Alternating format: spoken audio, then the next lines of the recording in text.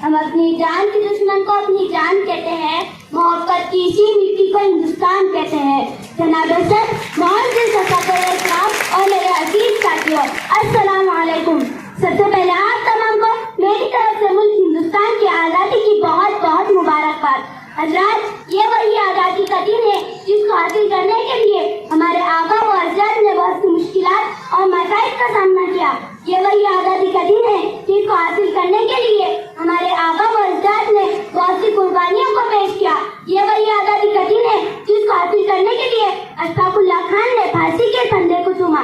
जब भगत सिंह को फांसी के फंदे पर चढ़ाया गया तो भगत सिंह ने अपनी जबान से ये अल्फाज निकाले थे, अब भी जिसका खून न खौला वो खून नहीं पानी है, अब भी जिसका खून न खौला वो खून नहीं पानी है, जो देश के काम न आए वो बेकार जवानी है।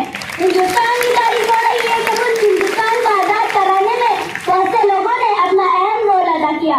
और अगर हम बहादुर शाह सफर की बात करें, जब 1857 की जंग में बहादुर शाह सफर को रंगून की काली कोठी के पीछे धकेला गया तो अंग्रेजों ने ये कहा था कि दमदमे में दम नहीं, अब खैर मांगो जान की, दमदमे में दम नहीं, अब खैर मांगो जान की, ए जफर ठंडी हुई शमशीर हिंदुस्तान की। जफर ने जो जवाब दिया था वो ये था, गाजियों में बू रहेगी जब तक ईमान की, गाजियों में बू रहेगी जब तक ईमान की, तब तक लंदन तक चलेंगी ट्रेन हिंदुस्तान की।